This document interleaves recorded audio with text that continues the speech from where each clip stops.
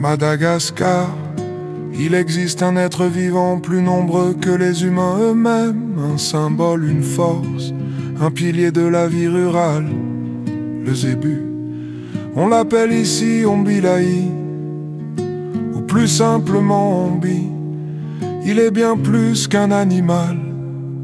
Il est richesse, il est statut, il est mémoire.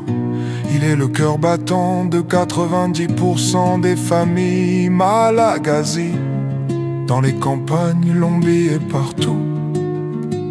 Il laboure les terres, transporte les récoltes, traverse les collines, les rizières, les pistes poussiéreuses. Il est moteur, compagnon et parfois confident silencieux. Sa chair nourrit, son lait apaise, son cuir habile.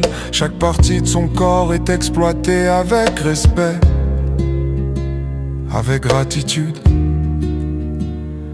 Rien n'est gaspillé, tout est précieux, mais l'ombi c'est aussi une valeur marchande, une monnaie vivante, un bien que l'on protège comme un trésor. Voler un zébu, ici ce n'est pas un simple délit, c'est une offense grave et passible des travaux forcés à vie. Dans certaines régions, il est même interdit de clôturer les pâturages.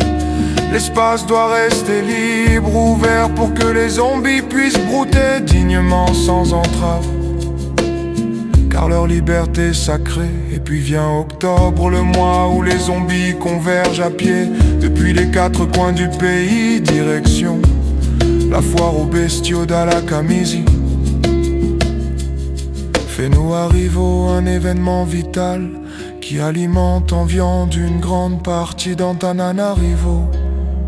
Les éleveurs, souvent à pied, guident leurs troupeaux de nuit, non pas par superstition, mais pour éviter les fortes chaleurs du jour qui affaiblissent les bêtes et leur font perdre de la valeur. Chaque pas est calculé, chaque halte est pensée, c'est une marche lente mais déterminée.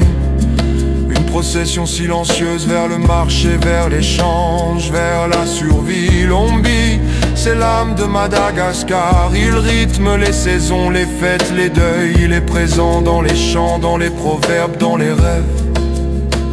Il incarne la patience, la force tranquille, la noblesse rustique. On le respecte, on le chérit, on le pleure parfois. Alors quand tu croises un ombi, regarde-le bien. Tu verras dans ses yeux la mémoire d'un peuple, la dignité d'une terre et le souffle d'une île qui ne vit qu'à travers ses racines.